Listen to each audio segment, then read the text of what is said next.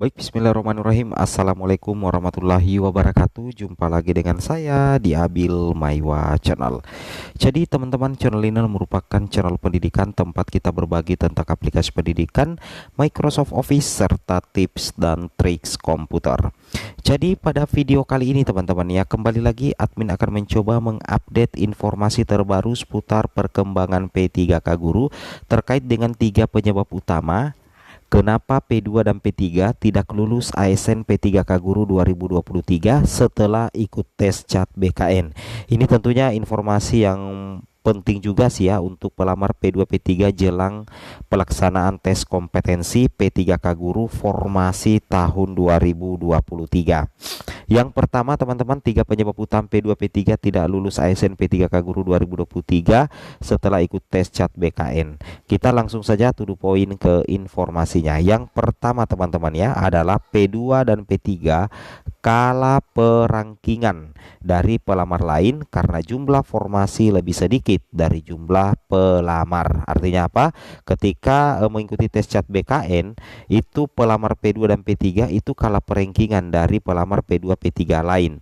Kenapa bisa kalah perangkingan? Karena kalah nilai. Nilai mereka itu jauh lebih tinggi daripada nilai Bapak Ibu. Nah, salah satu penyebab utamanya itu karena jumlah formasi lebih sedikit dari jumlah pelamar. Jadi dilakukan sistem perangkingan.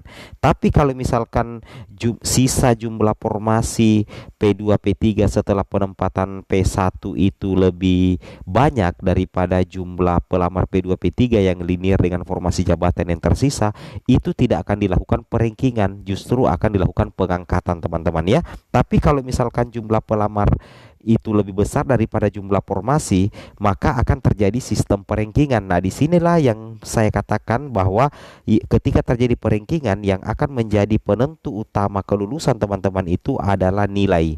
Nilai yang bagaimana adalah nilai tertinggi, karena nantinya teman-teman ya, teman-teman perlu ketahui secara bersama-sama bahwa misalkan ketika selesai tes CAT BKN dan harus dilakukan sistem perangkingan oleh sistem, maka secara otomatis yang diambil itu yang akan mengisi formasi adalah yang mendapatkan nilai terbaik dan nilai tertinggi teman-teman ya. Berbeda kalau misalkan jumlah formasi linear itu lebih besar daripada jumlah pelamar P2 dan P3, maka tidak akan terjadi sistem perangkingan, tetapi terjadi sistem pengurutan kelulusan teman-teman ya. Nah, logika seperti itu ya. Jadi kalau misalkan terjadi sistem perangkingan, maka sudah bisa dipastikan teman-teman ya, tidak semuanya pelamar P2 dan P3 itu bakal diangkat menjadi ASN. Kenapa bisa seperti itu? Karena jumlah formasinya lebih sedikit daripada jumlah pelamar P2 dan P3.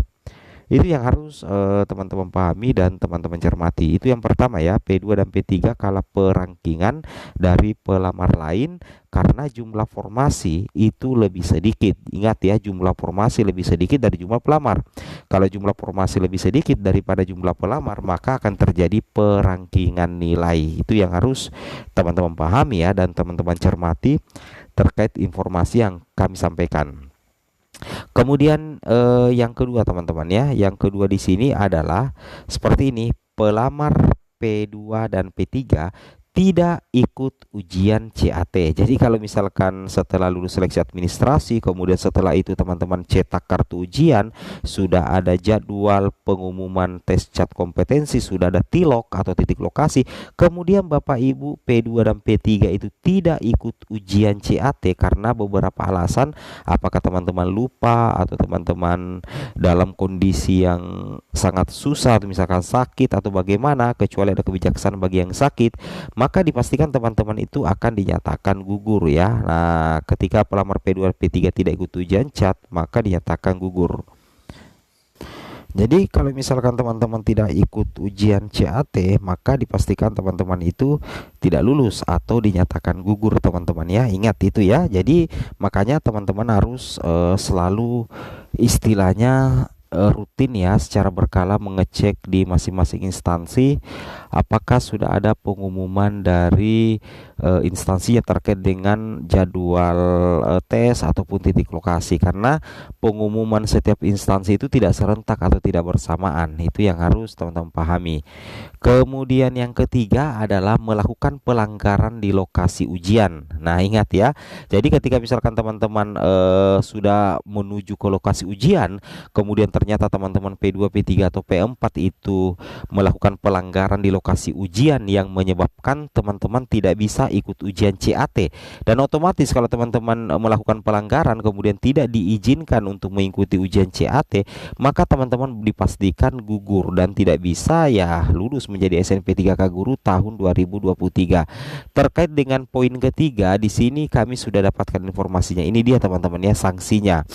Peserta yang melanggar ketentuan larangan pakaian tidak diperkenankan mengikuti seleksi atau dianggap gugur. Ini salah satu pelanggaran. Jadi P2, P3, P4 yang ikut ujian kemudian melanggar larangan pakaian, itu nantinya teman-teman tidak diperkenankan mengikuti seleksi atau dianggap gugur. Nah, di sini juga peserta yang terlambat hadir dari jadwal seleksi tidak diperkenankan masuk untuk mengikuti seleksi, akan dianggap gugur. Jadi teman-teman jangan sampai terlambat ya untuk mengikuti tes CAT BKN. Kemudian peserta yang melanggar ketentuan larangan dikenakan sanksi teguran lisan oleh tim pelaksana CAT BKN sampai dibatalkan sebagai peserta seleksi.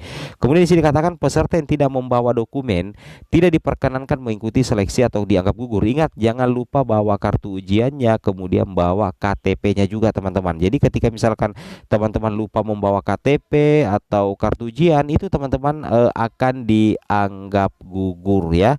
Itu yang harus teman-teman pahami. Teman-teman nantinya akan dianggap gugur. Kemudian di sini yang paling penting juga ke teman-teman ketahui bahwa untuk lokasi ujian ya, baik itu nakes, guru maupun di teknis, lokasi ujian itu nantinya teman-teman itu akan muncul di kartu ujian teman-teman sekalian ya, akan muncul di kartu ujian dan tidak harus malam ini juga dicetak, bisa dicoba lagi besok. Sementara ini yang paling penting ya, sementara untuk pengumuman jadwal dan sesi ujian setiap pelamar itu akan diumumkan oleh masing-masing instansi. Nah, jadi ingat teman-teman, untuk pengumuman jadwal seleksi kemudian sesi ujian nantinya itu diumumkan langsung oleh BKPSDM masing-masing teman-teman. Makanya teman-teman harus cek laman web atau media sosial instansi Bapak Ibu, karena pengumumannya itu nantinya tidak akan serentak ya. Jadi kita harus selalu proaktif memantau pengumuman instansi, coba unjuk instansinya yang sudah kasih pengumuman jadwal sampai per sesi ujian. Nah, di sini juga ada informasi ya, 3 jam yang lalu teman-teman, penyesuaian jadwal dengan titik lokasi yang tersedia itu sudah rampung dari BKN teman-teman ya, dan telah diserahkan ke masing-masing instansi. Kalian bisa mulai pantau kembali pengumuman instansi di laman web atau media sosial. Salah satu contohnya itu jadwal kejaksaan yang sudah Mimin repost di Instagram Story. Artinya teman-teman rajin-rajin buka website instansinya, yaitu Dinas Pendidikan dan BKPSDM-nya ya. Karena nantinya pengumuman jadwal seleksi itu tidak bersamaan di setiap instansi. Jadi untuk mendapatkan informasi valid, kalian harus rajin-rajin membuka website daripada masing-masing instansi ya teman-teman ya. Nah, jadi intinya seperti ini. Buat kalian yang ingin mengetahui perkembangan rangkaian seleksi, oh bukan ini ya, ini sudah lama, ini data lama sih ya. Nah, di sini kalau kita perhatikan ya, ini informasi ini didapatkan di satu data SNBKN ya, itu akun Twitter daripada BKN. Kalian harus follow juga sih sebenarnya ya. Assalamualaikum warahmatullahi wabarakatuh.